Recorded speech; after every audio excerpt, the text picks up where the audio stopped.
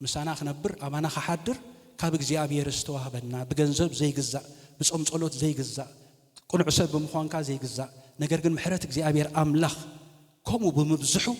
መንፈሱ አባና አፍሲሱ ወይ አምላኽ ዝተመስገነ ይሁን እዚ መንፈስ እዚ አብ ዘለዎ ድማ እንታይ አለው ይልና ቃል እግዚአብሔር ሓርነት አለው አምላኽ ይመስገን እግዚአብሔር ይርዳአና ካል አብ ዝሓለፈ ጊዜ ጥሪስያ እንትኾነ ይፈልጥኒ ካብ እግዚአብሔር ዝተቀበልናዮ ህያብ ዘለዓለማዊ ህይወት እዩ ዘለዓለማዊ ህይወት ረኺብና አሜን ዶ ዘለዓለማዊ ህይወት ረኺብና ብወይታ ካብ ዝዓቢ ነገር አሎዲ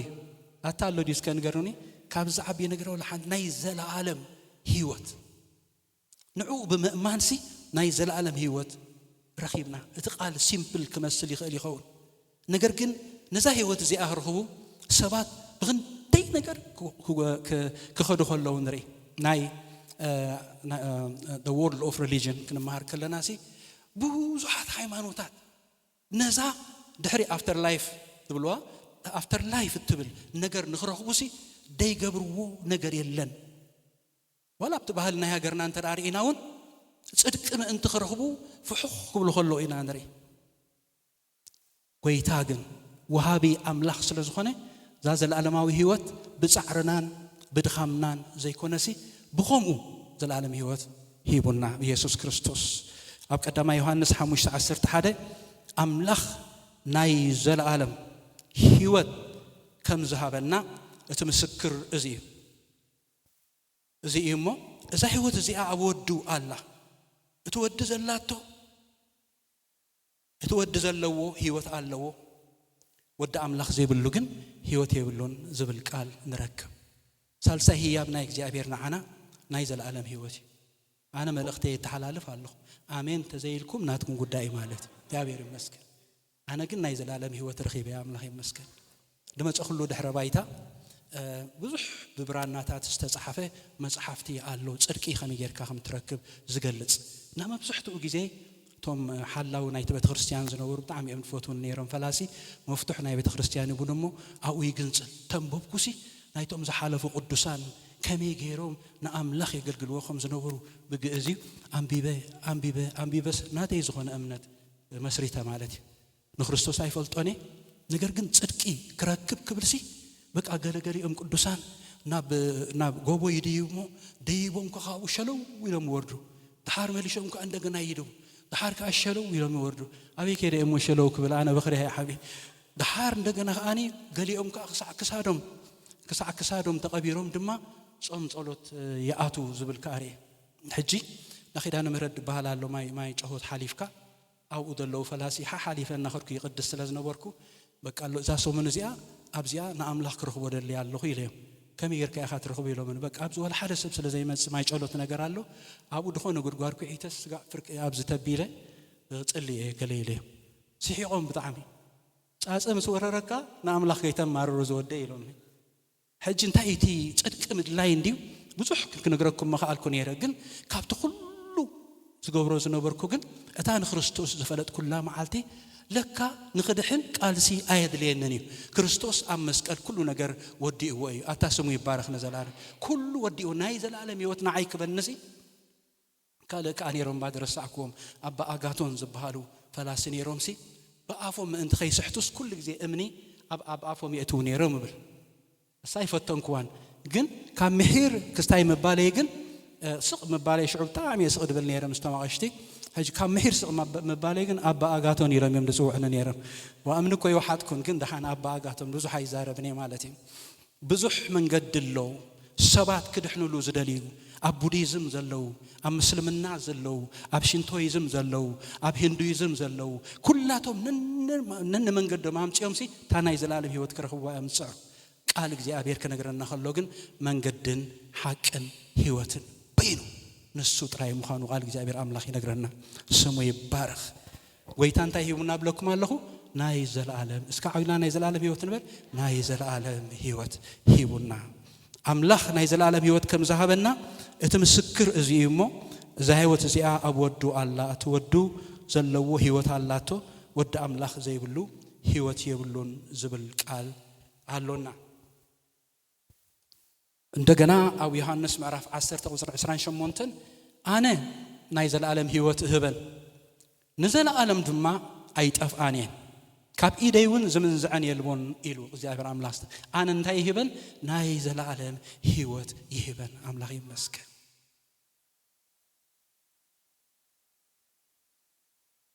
ብርና ወርቅ የለኝም ሰላሜ ግን ታላቅ ነው ምስኪን ሰው ብመስል እንኳን ውስጤ ግን ኃያል ነው ለዚህ ያበቃኝ ኢየሱስ ነው ተራራም አልወጣሁም አቀበት ቁልቁለት እንዳው በነፃ አገኘው የዘላለም ሕይወት ለዚህ ያበቃኝ ኢየሱስ ነው እንደው በነፃ አገኘው በነፃ ማለት ዘይግባአካ ከነስኻ ብቁዕ ዘይኮንካ ከነስኻሲ እግዚአብሔር ጸውዒና የዘላለም ሕይወት ይበካ በወዱ በኢየሱስ ክርስቶስ እረ ስሙ ይባረክ ለዘላለም ስሙ ይባረክ ናይ ዘላለም ሕይወት እትባይ ዘአምን ናይ ዘላለም ሕይወት ከም ዘላቶ بحقي እብለኩም አለሁ ይል ጌታ ኢየሱስ ወኡ ዘአምን ኩሉ ናይ ዘላለም ሕይወት ምን ተረክብን በርከ ይጠፍእሲ ከምቲ ሙሴ አበረኻ ተመንሰቀለ ከምኡ ድማ ወዲ ሰብ ክስቀል ይባዩ ናይ ዘላለም ሕይወት ሂቡና ጌታ ንወዱን ኢየሱስ ክርስቶስ ሂቡና መንፈስ ቅዱስ ሂቡና ሃሌሉያ ናይ ዘላለም ሕይወት ሂቡና መሰል ውልድነት ድማ ሂቡና አምላክ ተመስገን ይሁን አዳብት ኮይና ዘይግባአና ክነስና ጌታ አዳብት ገይሩና ናቱ ውሉድ ምእንቲ ክንከውን ውሉድ ናቱ ተባሂልና ክንጽዋዕ ምእንቲ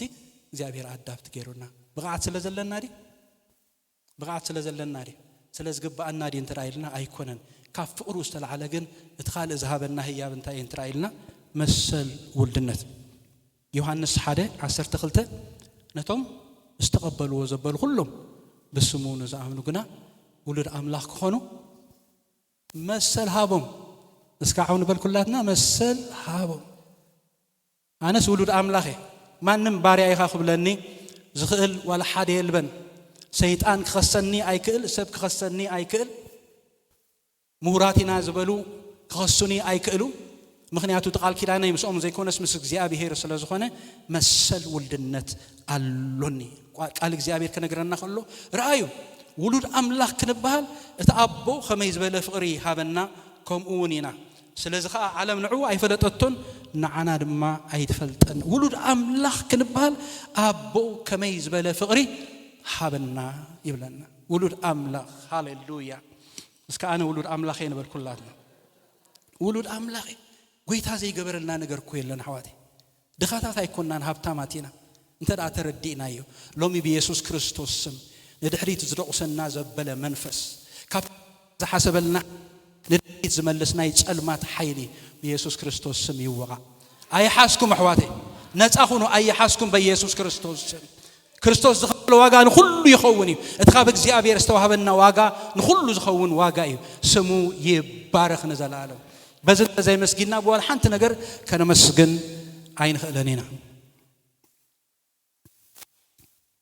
هاليلويا انداو بنس آجنيو يزل عالم هيوت لزيه يا بكاين يسوس نوبك نيزل عالم هيوت بزام درزي أخن نبر كلنا قويتا خال ذهب النهي بدما بيتسوي كم تقليل كمثل النايخ أليخون كم تقليل هياب كمثل النايخ أليخون بيتسبين عي برختهم دكين عي برختهم فعلت بيتين عي برختها أملاخ استمسجن يهون توم استمرعهم آمين بقولوا عويلكم يا بير مسكن كاب أملاخ استقبلنا يوم برختهم بك أملاخ ده حجزنا يوم نجرس ولا حد يهلن ولود كبرنا خلّه نأملاخ ده حجزنا يوم نجر ولا حد يهلن كبرت بعلت بيت كبرنا خلّه هياب مخانو كن أمن يقبل كاب እግዚአብሔር استقبلنا يوم نتنقق اللوم نحالي اللوم نعالي يوم أب كريستوس كقربو مس كريستوس كونو زغدهم زبل كله ناملعنا أب كن እግዚአብሔር أملاخ نعبيهم دي أماي كير لي እግዚአብሔር يمسكن كبرنا أملاخ يخون هم 128 لست سبيتها ኣብ ውሽጢ ቤትካ ከም ፍራይት ወይኒ ትኸውን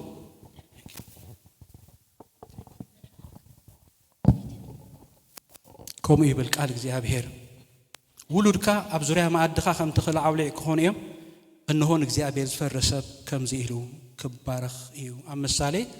18:22 እቲ ሰበይቲ ዝረክብ ሰናይ ይረክብ ይብል ኣምላኽ ይመስገን ወድማና ሁሉ ጊዜ ምስ ዮርዳኖስ ኮፍ ክብል ኩሉ ደስ ይዝብለካ ሓንሳብ ዝረኸባ ስለ ዝኾነ ክፍንዋ ከማን አይደለኒ ንሕና ነንበይና ናኾፍ ንፍል እግዚአብሔር ቃል ኣምላኽ እንታይ ይብል መስለካ የማን ሓወይ እቲ ሰበይቲ ዝረክብ ሰናይ ይረክብ ካብ እግዚአብሔር ካ እንታይ ይቅበል ኢሉ ሞገስ ይቅበል ኣብ ቃል እግዚአብሔር ውሉድ ውህበት እግዚአብሔር ኣምላኽ ምዃኖም ተዛሪብሎም 127 ስለዚ እግዚአብሔር ስለዘፍቀረና ካብ ፍቅሩ ዝተላዕለ ካብቲ ዝህበና በረኸት ሓደ እንታይ እዩ እስከ ውሉድ ንበልኩላትና ቤተሰብ እስከ ንበልኩላትና ቤተሰብ የመጀመሪያ ዝህብ ጎይታ ቤተሰብ ውህበት እግዚአብሔር ሃሌሉያ አይተቀበልኩም ምን እንመስላኒ አረህያ እግዚአብሔር የማምላኽ ይመስገን ዝኸቡኻ እግዚአብሔር ይመስገን አምላኽ ይመስገን በቃ ንሕና ወላ ሓንቲ ዘይጻዓርናሎም ነገር ግን እግዚአብሔር አምላኽ በጥበቡ አማጸና ዲዮም ደኩይኖ ውህበት ገይሮና ዓና ይሄበና ኢንጆይ ክንገብሮም መታ ምክንያቱ ኣብ ቃል እግዚአብሔር ውሉድ ውህበት እግዚአብሔር ዮም ይብል አሜን ዶ ስለዚ ካብቲ ህያባት ሓደ ብጣዕሚ ሪስፔክት ክንገብሮ ዝግባአና ነገር እንታይ እንትራይልና ቤተሰብ ህያብ እግዚአብሔር ዮም አምላኽ ዝተመስገነ ይሁን ብፍላይ ወድኮ ምንም ዘዋጾ ነገር የለን አነ ብዙሕ ጊዜ ንአምላኽ ዝገርመኒ እቲ ጸጋ ዘብዛሕ አምላኽ ምዃኑ ዝፈልጥ ሲ ደቂ ኣንስትዮ ኣሕዋትና ወይ ድማ ኣንስትና ካብ መጀመርያ ነፍሰ ጾር ካብ ዝኾናኑ ጀሚሩ ስጋዕ መወዳእታ ብጭንቂ ሓሊፈንሲ እቲ ኩሉ ጭንቂ ምስ ሓለፋ ድማ እቲ ውላድ ክረኸባ ከለዋ ስማይል ክገብራ ከላ ክትርኢ ብጣዕሚ ይድገርመኩ ኣነ ዝሓለፍኩዎ ማለት እዩ ምስክርነት ክንግረኩም ንጎሆት እስኤን ሞርኒንግ ሲክነስ ትበሃል ኣሎ ኣንጊሄን ናብ ሕማም ዝኸዳ ንኹሉ ንትመከረ ሓሊፈን ድማ ኸይደን ድማ ኣብ ክሽነ ድማ ክሰርሓ ትርኢ ንሰለስተ ወርሒ ካብኡ ምስ ሓለፈ ድማ እቲ ሕማም እቲ ቃንዛ እቲ ፀባይ ምቕያር እቲ ገለ ክትርእይዎ ከለኹም ከመይ ገይሩ እግዚአብሔር ኣምላኽ ጸጋ ኣብዚሕለን ይብል ኣለኹ ከምኡ ገይረን ካብ እግዚአብሔር ውላድ ተቐቢለን ካብ ኣቦ ንላዕሊ ተጠንቂቐን ተንከባኺበን ሓቑፈን ኣብ ዝባነን እናጥብዋ እዚ ጸጋ ኣምላኽ ይኮ ደቂ ኣንስትዮ ኣሕዋተይ ጎይታ ይባርክን ጸጋ ዘብዝሓልክን ኣምላኽ ሓደ ውላድ ኣይኮነን ክልተ ውላድ ኣይኮነን ካብኡ ንላዕሊ እውን ማለት እዩ ኣምላኽ ይመስገን እንታይ ድብል ደለኹ ቤተሰብ ህያብ እግዚአብሔር ምዃኖም ክንኣምን ይግባአና እዩ ኣምላኽ ዝተመስገነ ይኹን ቤተሰበይ ህያብ እዮም እስከ ንበልኩላትና ህያብና እዮም እግዚአብሔር ይመስገን ነዚ ኩሉ ነጢረ ኣብ ዝሓለፈ ብጎይታ ዝረኸብናዮም ኣሕዋት ህያብና እዮም ኢለ ነይረ ማለት እዩ ኣብ ቤት ኣምላኽ ዝረኸብናዮም ኣሕዋት ብደም የሱስ ዝተዓደጉ يحواتنا كابتن أكيبوسي أبيت أملاخ بحد خنبر حبيرنا نأملاخ كنملخ حبيرنا خنصلي أجمعتنا خنكافر وأنا كيف فلتكم من رأيكم أي فلتنيكم أبز مسمس أخم جن قويت أدالي ولا يسألني أنا أخاتكم أملاخ مسكن كم رمانا عي أبيت أملاخ زركب حوي كاب أملاخ استوها بالنهاية هذا حد جزء بهاري وخيسا معني خالي خوني صباي خيسا معني خالي خوني زغبرو ነገር ግን ወላ ሓንቲ ነገር የለን ጌታ ኢየሱስ ክርስቶስ ለደቀ መዛሙርቱ ኣብ መጨረሻ ዘርአዮም ኣብ ምዕራፍ 13 እግሮም ሓጺቡ ከምኡ ድማ ንስኻትኩም እግር ሓድሕድኩም ተሓጻጸቡ ኢልዎም ካብዚኣ ተሓልፍ ነገር ኣብ ቤት ኣምላኽና ኣይዋል ሓንቲ ነገር የብለይን ኣሕዋት ወላ ሓንቲ ነገር የብለይን ንሓወይ እናኽበርኩ እቲ ብጎይታ ጸጋ ዘለዎ መንፈስ ቅዱስ ኣብኡ ዘለዎ ሰብ እናኽበርኩ ክመላለስ ዳእምበር እናተዋጋእኹ ኸይድ ናይ እግዚአብሔር ኣምላኽ ፍቓድ ኣይኮነን ስለዚ نسخاتكم نعاي هيابيكم كم دم أنا نعخاتكم هيابكم بخماء هيابكم زخون أتا أجزاء أملاح وشت أي زقمت أتأجى كافلكم كلهوس السماء وبركة يدك كافلكم زلوا كم دماتهم كالو أتحوات ببزلوا متأجى قال يوم ونجلاوين قال يوم سبختي قال يوم مزمران كابس عبي حبرت كويلن دس زبلنا نجارن تايو رأسنا كريستوس مخاني أملاح مسك نحنا أكلاتنا رأسنا دم كريستوسي ክርስቶስ ድማ ንማሕበሩ ይጥንቀቕ ላይ ይምግብ ላይ ይከናኸነ ላይ አምላኽ ይመስገን ኩላትና እንፈልጥና ታሪክ ሳውል ከሳድዶ ምጀመረ ነቶም ህዝብ አምላኽ ጌታ ኢየሱስ ክርስቶስ ክግለጸሉ ከሎ ስለምንታይ ተሳደደኒ አለኻ ኢሉ ኢየሱስ አይረኸቦን አብ ወላ ሓደ ግን እቲ ህዝብ አምላኽ እናቱ አካል ምዃኑ ክዛረብ ከሎ ማለት እዩ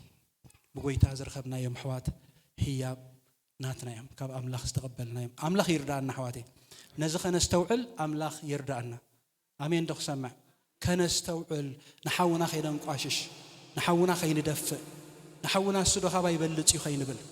ንሓውና እንታይ ደለዎ ኢሱ ከይንብል አምላኽ ይርዳአና አሕዋቴ ኮመንተር አኾይና መንፈስ ቅዱስ ከዓይ ይቀሊል ከዓይ አምንጉና ከሰርዕ ቀሊል ይሕዋቴ ብዙሕ መጽሐፍ ቅዱስ ምፍላጥና ብዙሕ ዲግሪ መሓዝና ብዙሕ ትንትን ክመስለና ይኽእል ይኸውን ናይ ፕሬዘንስ ናይ እግዚአብሔር ዝግለጸሉ ኣብ ንሓድሕድና ክንፈቅር ከለና ንሓድሕድና ሪስፔክት ክንገብር ከለና ኣብኡ እዩ ናይ እግዚአብሔር መንፈስ ዝዓይ ስሙ ይባረኽ ንዘላለም ክብርን አምላኽ ይኹን ካልእ ናይ መወዳእታ ካልእ ግዜ ክጽለየ ግን ናይ መወዳእታ ንሎማዓንቲ ዝብላ ካልእ እግዚአብሔር زهبنا هي بنتاي انترايلنا اسك عرفت نبل كلاتنا عرفتي عالمنا عرفت سينا عشان كل التبلله نتا عرفت نختركب قال يوم بدراك قال يوم بجنزب قال يوم فيمس بمخان قال يوم بتن نزع عرفت زي اخرخ ببزح يصعري ويتا يسوع كريستوس كنا انا بخوم وعرفتي قلنا املخي مسكن عرفات ديهم مسكن ملسوا لي عرفات دينا حواتي ويتا خزارب كله حتم كلكم تصعرون صور زخبركم انا كعرفكم ناباينعو يبل املخي مسكن انا كعرفكم ناباينعو انا لو وهي لبيون تحوت عرعتي يفكوش صوريون قليل يمو عرعتي يصلو كابايون تمهارو ننفسهم كا عرفتي كترخبو يخم سكنت جما زقال زيا ننفسهم دما عرفتي كترخبو يخم عرفت ذهب እግዚአብሔር አሜን عرفت ذهب እግዚአብሔር እዩ መጽሐፍቲ አንብቡ ታሪክና ፌመስ ዝኾኑ ሰባት ረአዩ عرفت ይብሎም መወዳእቶም መብዝሕቶም ብፍላይ ኣብ ሙዚቃ ዓለም ፌመስ ዝኾኑ ሰባት ታሪክ መወዳእቶም ወይ ኣብ ሽንት ቤት ወይ ኣብ ገለ ድራግ ወሲዶም ክሞቱ ከለው ኢና ንሪኦም እታ ብነፃ ዝረኸብና عرفتي ንሳቶም ክረኽብዋ ስለዘይከኣሉ ማለት እዩ አረ እግዚአብሔር ይመስገን አዋዲ ሓደ ጊዜ ነገራት ክኸብደና ከሎ ካብ ዓቕምናን ለዓል ክኸውን ከሎ ብርክኽ ንብልሞ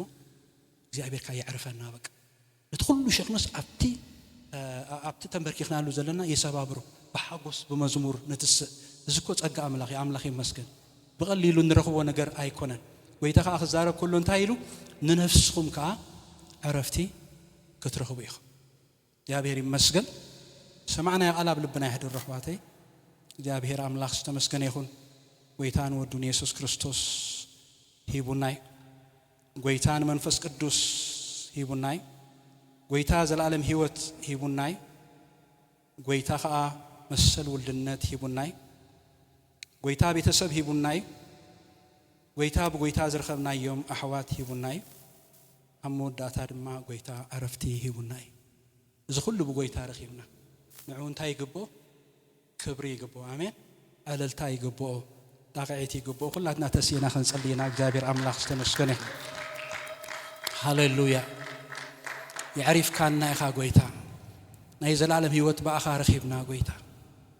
ነዚ አቅሊሉ ዘርኤና ጸላይ በኢየሱስ ክርስቶስ ስም ዝተሃርመ ይኹን ጎይታ ነዚ ንሐሰብና ኣብ በረኽት ደይብና ንዓኻ ከነገልግል ከነምልኽ እግዚአብሔር ንታሕቲ ዘውርደና መንፈስ በኢየሱስ ክርስቶስ ስም ክውቃዕ ጎይታ ንጸልይ ኣለና እግዚአብሔር አምላኸይ ንስኻ ዓቢ አምላኽ ንስኻ መስተንክር አምላኽ ንስኻ ሁሉ ትኽእል አምላኽ ይኻሞ አቦ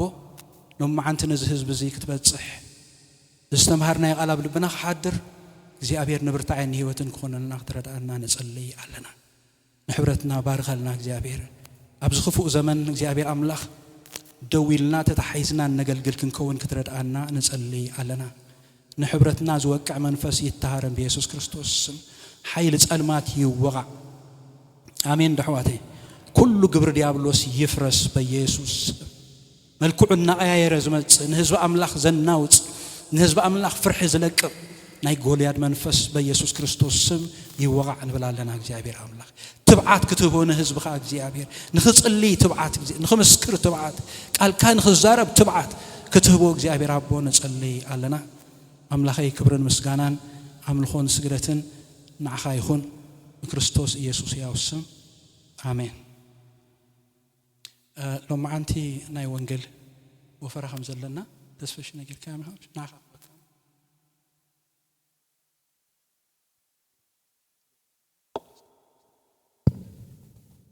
سكين باستر مليح عندما يعني قدميت تبهلنا داقونات كا تي نلوم زخيد حجز معسكرات زلوا تشجروا حواتنان بيتسبنان دخون حجز دحرنا قال أملاخ نكوينا زبلنا داقونات قدمت مسيحهم كتبوا باستر كأخو بيتعدل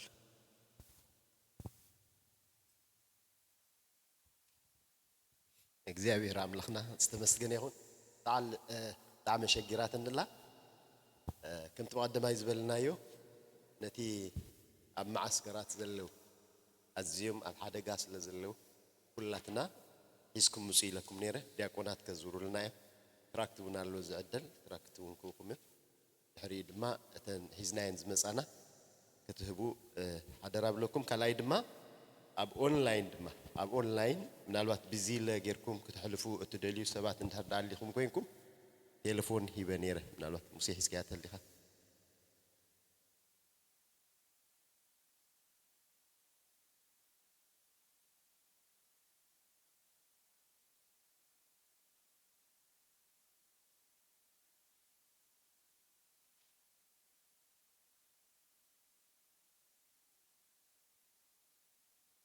شدشة هذا أربعة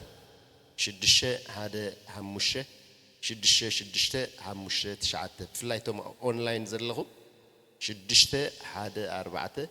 شدشة هذا همشة شدشة همشة تشعت سلام ملكم نبغى وتخليكم أونلاين ويتايباركم دياقونات أنت دا حقيسكم ناخوينكم أتاناي موان أشر المزار نحرازيركم لنا أتن زمصانين نعن وكم مالتي